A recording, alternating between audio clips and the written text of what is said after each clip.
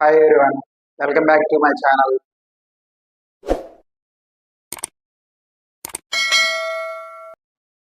Here we are going to discuss the topic is self-assessment or model paper 1. So ఇది మనకి first government exam paper. ఇది first మనకి ఈ ఇయర్లో జరిగిన ఫస్ట్ మోడల్ పేపర్. సో ఇది మనకి టోటల్ 100 మార్క్స్ పేపర్ ఇచ్చారు.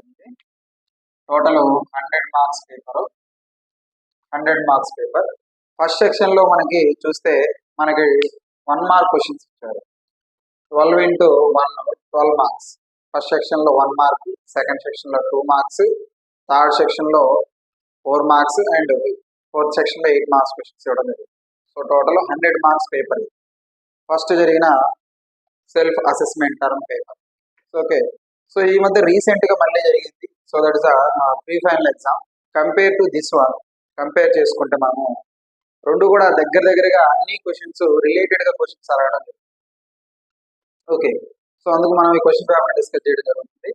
సో మనం ఈ క్వశ్చన్ పేపర్ని ఫాలో అయితే సో మనకి final exam point of view paper కూడా సేమ్ ఇదే విధంగా మనకి 90% ఆఫ్ మార్క్స్ గెయిన్ చేయడానికి ఛాన్స్ ఎక్కువ ఉంటుంది. అంటే ఎలా అంటే సో ఇవే మోడల్ క్వశ్చన్స్ ప్రిపేర్ అవ్వడం ఒకటి.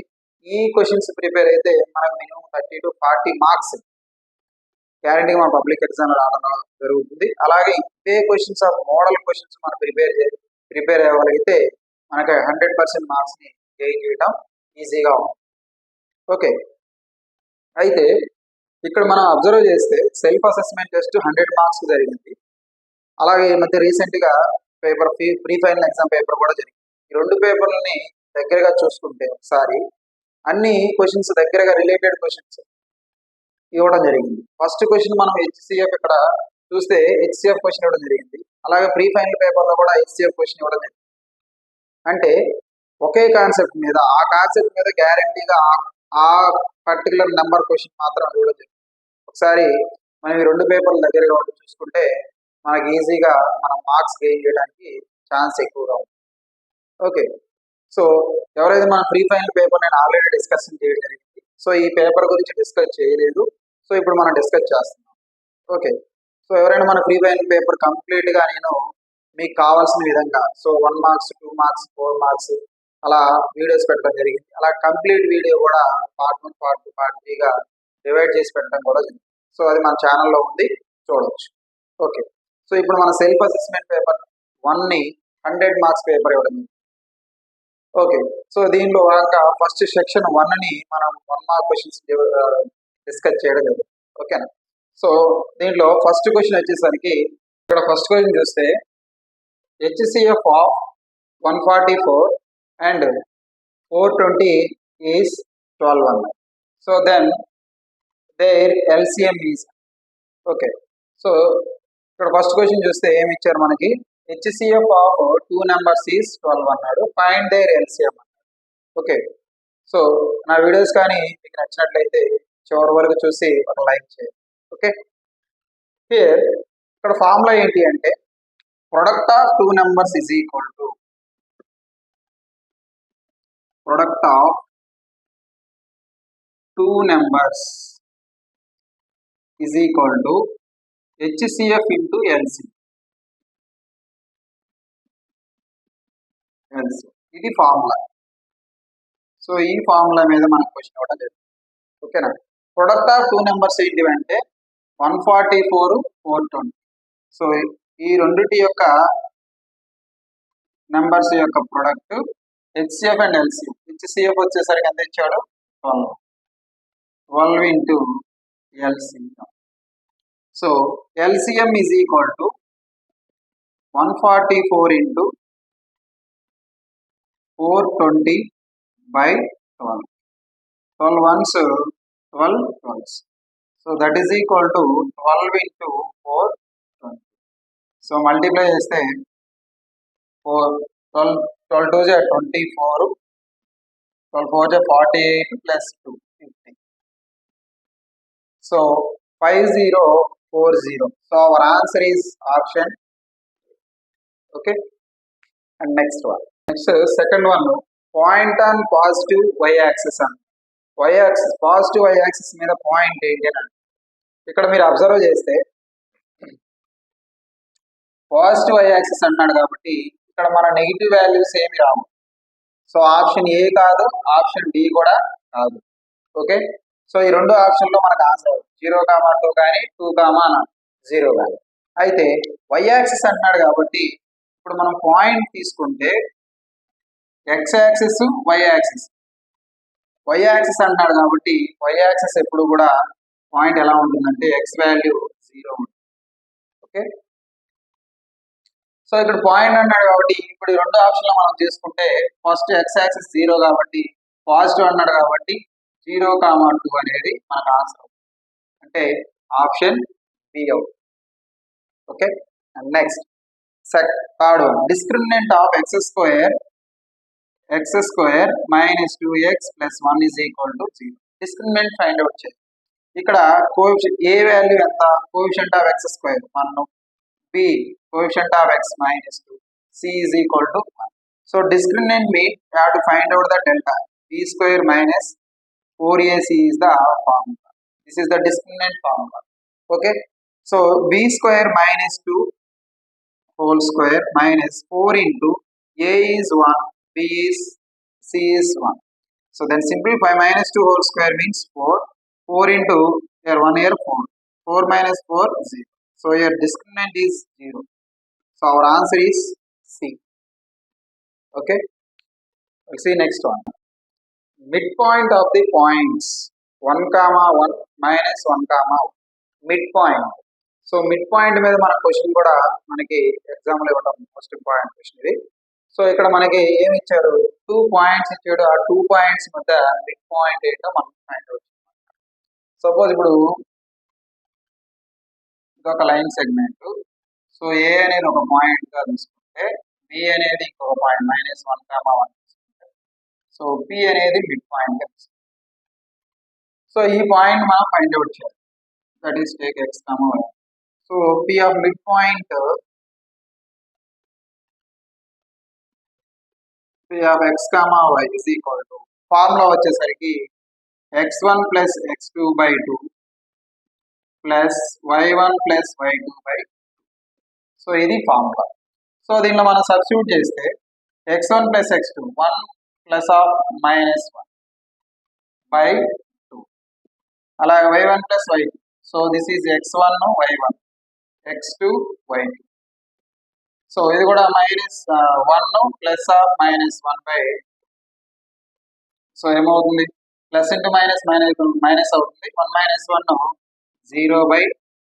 ఇక్కడ కూడా 0/1 - 1 0. So that is equal to 0, 0 is the our midpoint. So option A is the correct answer. Next fifth one, the product of the roots of polynomial. Product of the roots of polynomial. Product of the roots of polynomial formula ఏంటి అంటే ఇక్కడ c/a. c means constant, a means x square coefficient. So formula వచ్చి so ఇక్కడ ఇచ్చిన మనం polynomial చూస్తే ఇక్కడ A value is equal to 1, B value 7, C value 10. X square coefficient A, X coefficient B, C is 10. So product of the roots of polynomial, product of the roots formula వచ్చి c/a. Formula C means constant ఎంత 10 by A value is 1, that is equal to 10 answer. So option D is the correct answer. Okay, and next one, sum of first 10 natural numbers. First 10 natural numbers sum అడుగుతుంది. అయితే ఇక్కడ మనం first 10 natural numbers ని 1 to 10 తీసుకొని add చేసినా మనకు answer వస్తుంది. Okay, 1 + 2 + 3 + 4 అన్ని 10 వరకు యాడ్ చేసుకుంటూ పోయినా కూడా మనకు ఆన్సర్ వస్తుంది. కానీ మనం దీన్ని సింపుల్ గా ఎలా చేయాలి అంటే ఫార్ములా ఉంది. సో ఇక్కడ some of first 10 natural number అన్నమాట కాబట్టి ఇక్కడ n is equal to 10 గా తీసుకుంటాం. సో ఫార్ములా వచ్చేసరికి n into n plus 1/2. So ఈ ఫార్ములాని సింపుల్ గా వేసేసి so n value 10, 10 plus 1/2, 10 into 10 plus 1 11 by 2 1s 2 5s. 5 11s 55. So this is our answer. Option D is the correct answer. And next one, assertion and reason question. So ఇలాంటి question గ్యారంటీగా ఎగ్జామినేషన్లో గ్యారంటీగా ఉంది. Okay, so assertion ఏమి ఇచ్చాడంటే X square plus 3x plus 1 is a quadratic polynomial in exam. అంటే మన quadratic polynomial definition తెలిసి ఉండాలి. Okay, X square plus 3x plus 1 is equal quadratic polynomial. మన క్వాడ్రాటిక్ పాలినామియల్ జనరల్ ఫార్మేషన్ ఏంటి అంటే A X square plus B X plus C. ఇది quadratic polynomial general form. So ఇక్కడ మనకి హైయెస్ట్ పవర్ డిగ్రీ 2 ఉంటే of A term, ఆ term లో highest power degree 2 ఉంటే దాన్ని మనం క్వాడ్రాటిక్ పాలినామియల్ అంటాం. సో ఇక్కడ మనం చూసుకుంటే ఈ ఎక్స్ స్క్వేర్ ప్లస్ 3x అనేది 3x ప్లస్ 1 అనేది క్వాడ్రాటిక్ పాలినామియల్. అంటే ఇప్పుడు మనకి ఏమర్థం అవుతుంది, అసర్షన్ అనేది కరెక్ట్. ఇక్కడ రీజన్ చూద్దాం. రీజన్ ఏమి ఇచ్చాడో చూద్దాం. Reason a polynomial of degree is 2. Polynomial కి డిగ్రీ 2 అంటాడు. Is called as a quadratic polynomial. So మన డెఫినేషన్ ఏం చెప్పుకున్నప్పుడు quadratic polynomials the highest power of a term in the polynomial, that is called as quadratic polynomial చెప్పుకున్నాం. అంటే reason కూడా కరెక్టే, assertion కరెక్టే, రీజన్ కరెక్టే. Reason is the correct explanation of A. Okay, that is our option. ఓకేనా? And ఇక్కడ మనం answer ఏం రాస్తామంటే both assertion and reason correct and reason is correct explanation of assertion. ఇది అవర్ ఆన్సర్ అవుతుంది. Okay, 8th one. ఇక్కడ మనకి 2 statements ఇచ్చాడు. First statement 1, all rectangles are always similar అని. అన్ని రెక్టాంగిల్స్ ఆల్వేస్ సిమిలర్ గా ఉంటాయి. చెక్ చేద్దాం. ఇప్పుడు మనకి 2 రెక్టాంగిల్స్ తీసుకుంటే ఆల్వేస్ సిమిలర్ అంటే సో ఈ 2 రెక్టాంగిల్స్ సపోజ్ ఈ డైమెన్షన్స్ ని నేను 3, ఇది 5 తీసుకుంటాను, 5 సెంటీమీటర్, ఇది 3 సెంటీమీటర్, ఇది 2 సెంటీమీటర్ తీసుకుంటాను, ఇది 6 సెంటీమీటర్ తీసుకుంటాను. సో నేను ఇలా తీసుకుంటే సో మీరు వేరే విధంగా తీసుకోవాలి. అంటే ఇక్కడ మనం ఏం అబ్జర్వ్ చేస్తున్నాము, all rectangles are always similar. 2 similar గా ఉన్నాయా? నో. సో స్టేట్మెంట్ ఏ అనేది false. Statement A false statement. Okay, and next all equilateral triangles are always congruent. అంటే ఇప్పుడు మనం ఆల్ ఈక్విలేటరల్ ట్రయాంగిల్స్ అని ఈక్విలేటర్ 2 ఈక్విలేటరల్ ట్రయాంగిల్స్ తీసుకున్నాం. ఇక 2 సైడ్స్ అన్ని సైడ్స్ ఎలా ఉంటాయి? ఈక్వల్ గా ఉంటాయి. అన్ని యాంగిల్స్ కూడా ఈక్వల్ గా ఉంటాయి. ఎంత ఉంటాయి? 60 60 60. Equilateral triangle each angle 60 degrees ఉంటుంది. ఆల్ సైడ్స్ కూడా ఈక్వల్. సో ఇవి కాంగ్రుయెంట్. ఓకే, ఇప్పుడు మన స్టేట్మెంట్ 2 ఏం చెప్తాం? Statement A is false, statement 2 is the true. Okay, and next 9th one, the graph of linear equation. Graph అంట 2 లీనియర్ ఈక్వేషన్ 2 వేరియబుల్స్ రిప్రజెంట్. మనం 2 linear equation 2 variables లో graph ఉంది. మనం చూస్తే ఆ గ్రాఫ్ ఎలా రిప్రజెంట్ చేస్తాం మనము అంటే straight line.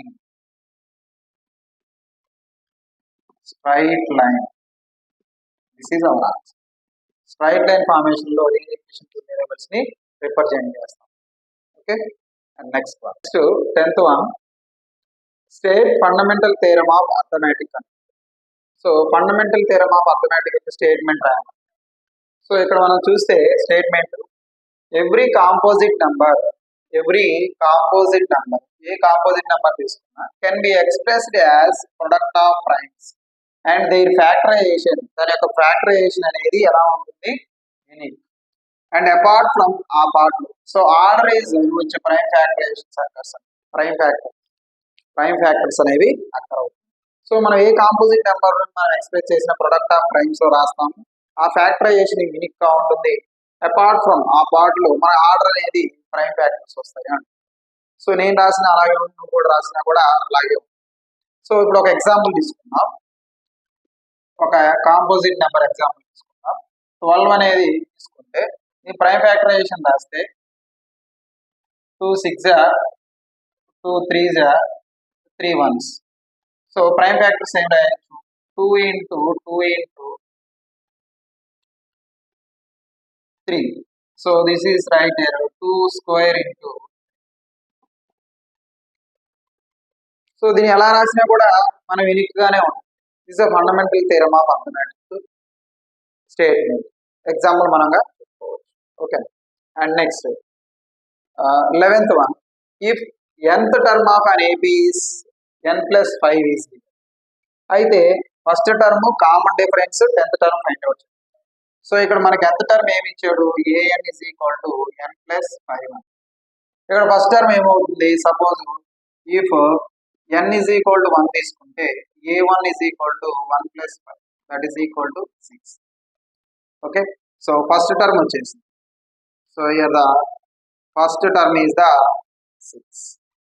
Okay, next suppose if n is equal to 2 తీసుకుంటే a2 is equal to 2 plus 5, that is equal to 7. Second term. So మన ఫస్ట్ టర్మ్ తెలుసు, సెకండ్ టర్మ్ తెలుసు, common difference.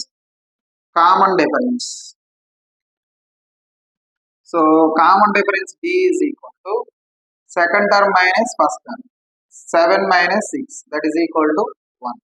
So common difference 1. So మనకి 10th term కావాలి, a10. So a10 is equal to a plus 9. So a అంటే ఎంత, first term 6 plus 9 into common difference 1, 6 plus 9 15. Okay, 10th term 15. ఓకేనా. So then 11th one. Next draw the rough sketch, rough diagram of pair of parallel lines. Parallel lines ఎలా అంటే straight lines, ఇది వచ్చాం parallel lines, these are the parallel lines. ఒక rough sketch ని రాయాలి. Okay, simple. So these are the 12 questions, section 1 లో 12 questions.